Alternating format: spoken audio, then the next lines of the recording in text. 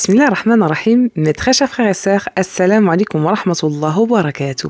Bienvenue sur votre chaîne Hasna Sunsun. Aujourd'hui, Inch'Allah, je vais vous raconter une histoire incroyable de Cheikh Abdelrazak al-Badr qui nous raconte un récit qui contient une grande exhortation pour tous les parents. Donc, Inch'Allah, je vais raconter cette histoire car elle contient une grande leçon à tirer pour le musulman au sujet des invocations faites contre ou pour son enfant. Cette histoire concerne un homme venu d'un autre pays pour effectuer la Umrah. Près de la Kaaba, il accomplit les rites rapportés dans la Sunna et de nos prédécesseurs. Puis, il se rendit au Multazem, où il l'invoqua. Pour ceux qui ne savent pas c'est quoi Al-Multazem, c'est l'intervalle entre le coin où se trouve la pierre noire et la porte de la Kaaba. Donc cet homme se rendit au Multazem où il l'invoqua. L'un des militaires qui ont la responsabilité de se tenir près de la pierre noire, qu'Allah lui accorde la réussite et la récompense en bien et le bénisse pour sa mémorable réaction, commençait ses fonctions à son poste. Il raconte, donc c'est cet homme qui raconte cette histoire. Il dit « J'ai entendu quelqu'un sangloter et cela m'a interpellé. Je me suis mis à écouter ce que disait cet homme dans ses invocations. Cet homme disait « Seigneur, les gens ont des enfants et moi j'en ai pas. Accorde-moi un enfant. » Il répétait ces mots et pleurait à chaudes larmes. J'étais nouveau dans mes fonctions et mon oreille a bien enregistré cette voix.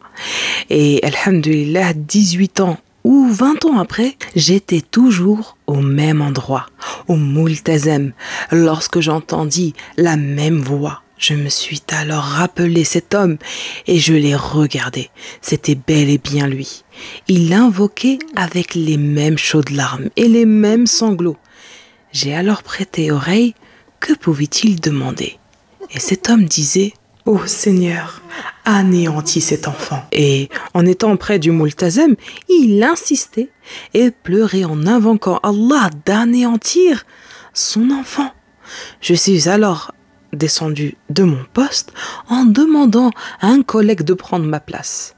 Puis je l'ai pris et je l'ai fait sortir du Multazem pour lui parler. J'ai dit à cet homme « N'est-ce pas toi, il y a 18 ans, était dans ce même endroit invoquant Allah de t'accorder un enfant ?» Il me répondit « Oui, toi, à cet endroit, tu as fait preuve d'injustice envers ton enfant. » À 2 reprises, dit cet homme. La première fois, je t'ai écouté et j'ai retenu ton invocation. Tu disais, accorde-moi un enfant. Mais tu n'as pas demandé un enfant pieux. Tu demandais un enfant. Et répétais cette demande sans demander qu'il soit pieux. Tu n'as pas dit, Seigneur, fais-moi don d'un enfant vertueux. Sourate 37, verset 100. Tu n'as pas invoqué Allah pour qu'il le soit. Et maintenant, toi, tu reviens au même endroit pour invoquer contre lui. Tu n'as donc pas été bienfaisant envers lui, ni la première fois, ni la seconde. Vous avez entendu, mes très chers frères et sœurs? Combien de fois nous on fait cette erreur-là?